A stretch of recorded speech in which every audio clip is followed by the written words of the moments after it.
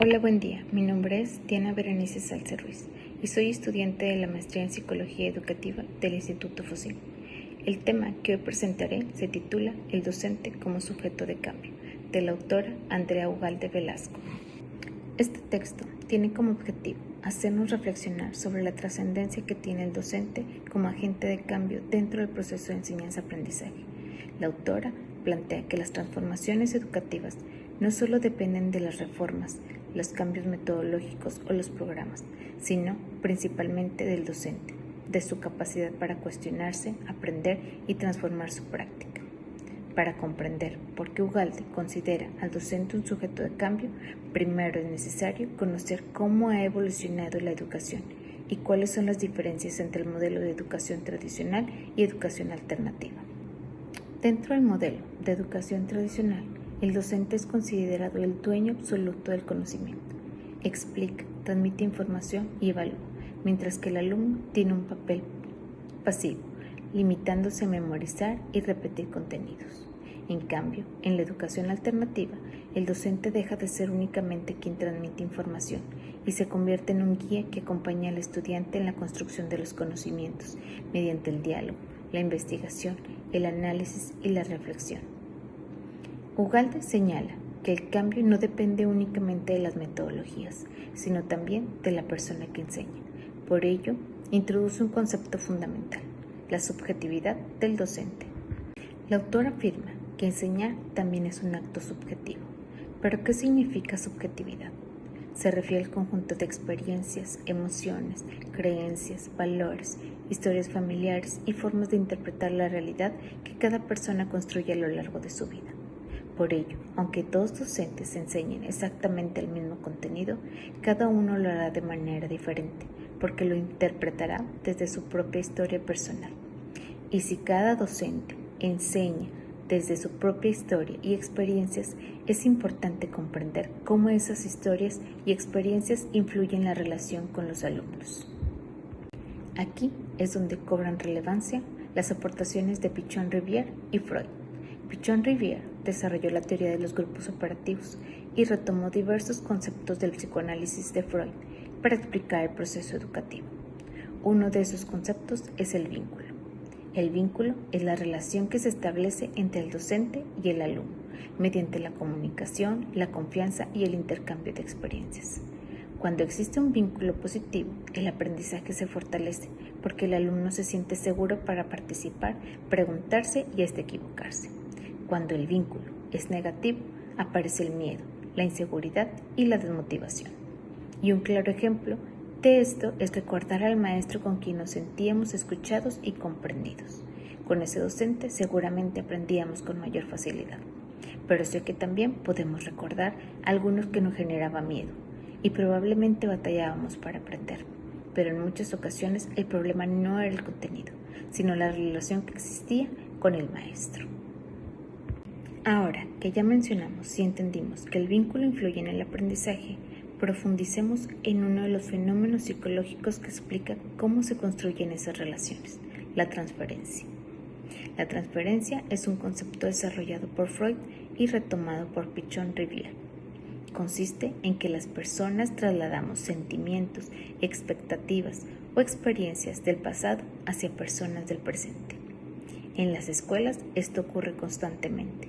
Los alumnos pueden relacionarse con el docente como si fuera una figura importante de su infancia. Del mismo modo, el docente puede reaccionar hacia ciertos alumnos influido por experiencias personales previas. Por ejemplo, un estudiante que tuvo un padre muy autoritario puede sentir miedo de participar con cualquier maestro, aunque sea amable. También, un docente puede mostrar mayor simpatía hacia un alumno porque le recuerda a un hijo, o por lo contrario, ser más exigente porque lo recuerda a alguien con quien tuvo conflictos. Por ello, Ugalde afirma que la transferencia puede favorecer o bloquear el aprendizaje. Estos procesos psicológicos no solo afectan la relación con los alumnos, sino que también participan en la construcción de nuestra identidad como docentes. La identidad como docentes no se construye únicamente durante la formación profesional. Es integrada por distintos elementos. En primer lugar, el imaginario personal, formado por nuestra historia, experiencias y relaciones familiares. En segundo lugar, el imaginario institucional, relacionado con las normas, planes de estudios y la cultura de la institución. También encontramos el imaginario cultural, conformado por los valores y creencias que la sociedad tiene acerca del docente. Y por último, el imaginario laboral, que incluye las condiciones de trabajo, el rol profesional y la práctica educativa. Como por ejemplo, cuando muchas veces repetimos estrategias que utilizaron nuestros propios maestros, incluso sin ser consciente de ellos.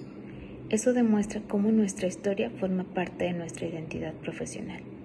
Sin embargo, esta identidad no permanece estática.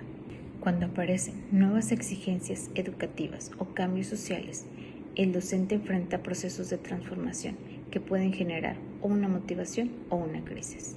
Se pueden sentir motivados por una promoción en algún puesto o una retribución económica.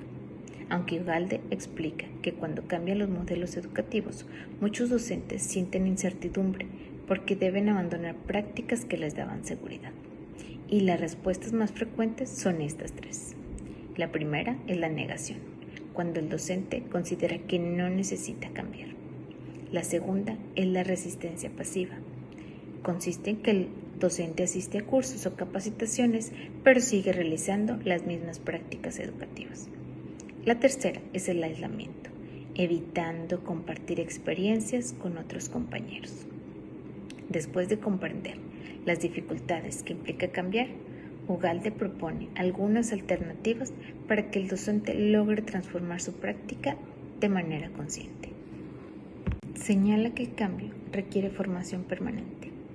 Esta formación debe desarrollarse en tres ámbitos: la orientación profesional, que fortalece las competencias pedagógicas; la orientación personal, que invita al docente a reflexionar sobre sus actitudes, emociones y formas de relacionarse con los estudiantes; y la orientación colaborativa, que promueve el intercambio de experiencias y el trabajo en conjunto entre docentes. La actualización no consiste únicamente en asistir a cursos, sino en modificar la manera en que pensamos, sentimos y actuamos dentro del aula. Como cierre de esta presentación, me gustaría recuperar la idea principal que nos deja Ugalde acerca del papel del docente como agente de cambio. Nos recuerda que el verdadero cambio comienza con el docente, con su capacidad para conocerse a sí mismo, reconocer cómo su historia personal influye en su práctica y mantener una actitud permanente de aprendizaje. Solo un docente que reflexiona sobre su propia subjetividad, construye vínculos saludables, cuestiona sus creencias y está dispuesto a transformarse, puede convertirse en un verdadero agente de cambio para sus estudiantes. Por su atención, gracias.